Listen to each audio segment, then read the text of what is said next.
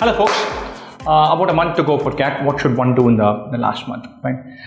Thematically, you should look to consolidate. So you should look to say, hey, I'm really comfortable with these things, and slightly counterintuitively, focus on the things that you're looking to consolidate on and dump the others. So best time to drop topics, categories, styles, everything. You simply don't like Venn diagram puzzles, dump it. Simply cannot do puzzles with permutation probability in iler, dump it. Simply not comfortable with philosophy passages or paragraph summary, dump them. You don't get trigonometry, dump. Coordinate geometry, dump. So now is the time to say, I'm going to come back and settle down on my strengths and do that. Whenever you're taking mocks, there's always a temptation to flirt with a slight variant of a strategy where you say, look, I always do these puzzles. I always chase these topics. Maybe this time I'll do something different. So you have probably another 10 days to do that. But after November 5, 6, 7, you should say, look, I'm on my home territory. This is what I'm committing to. I have conviction on this plan, and then get very comfortable with this. More decision making is on autopilot, the better it is going to be. So consolidate and maybe have 10 more days of flirting with some other strategy, but come back and fall into your plan, your path very much. Revise with a plan to take ideas very high up in your mind rather than with the idea of adding new layers on. So if you're very comfortable with the topic, make sure you can fire away rather than searching something from a new topic.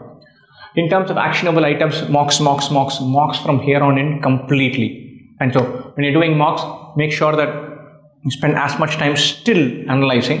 In the first few mocks, when you're taking, the analysis would have been centered around solving and learning. Now you probably are going to center more around strategy and planning. Which questions you should have selected, which ones you should have skipped, how well you should have bounced back if one thing is not going your way. That's what your analysis should center around, and not really filling learning gaps. Don't fill any learning gap. You have a gap, you're going to take a decision and say, look, that part of trigonometry I'm not touching. Leave the topic. So don't look to fill as much as look to kind of sift through and be very clear about what your strengths are, what your weaknesses are.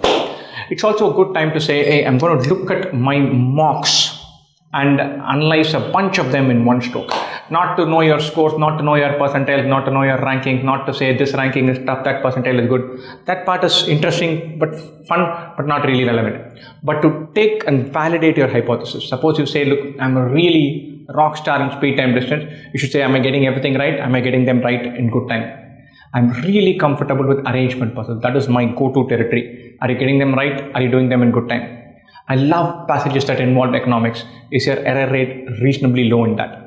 So check that. So if you have a theory about your strength, your weaknesses, take the last 6, 7 mocks and then see if that has been validated, whether that bears itself out. That's an interesting idea to go about and to take stock of, hey, what is working, what is not working. Fire away for mocks to glory from now till the end. For the last 15 days, dial down your mocks. The last 4 or 5 days should be dialing down even sharper. When it comes to the last lap, say the last 2.5, 3 weeks, it's more about feel-good factors. You need to amp up your belief. You need to eat well, sleep well. You need to have a good schedule. You need to make sure that your mocks are being taken in your exam slot. And once you know the slot very clearly, you should anchor your sleep schedule around that. If you're used to taking a nap in the afternoon, but your exam happens in the afternoon slot, you're dead in the water. You need about 2.5 weeks to fine-tune and get that. You have to start thinking about comfort factors, feel-good factors, how much you eat, how much you sleep, how much rest you get, all of that from about the second week of November onwards, latest by that. If you start now, nothing like it. And so the exam preparation part is done. The getting ready with the mock part should be on full throttle. Mocks being done and getting ready for the D-Day, you should start thinking about that right about now. There's still a lot of time. A month is a long window to prepare, to consolidate, to revise, to amp up, to build up intensity for everything. So definitely go all out now. Pressure, stress, they raise their head. There's no doubt about it. This is a stressful exam, not because the exam is tricky, but the competition and what the stakes are, it makes it tricky. There's no good way to handle it.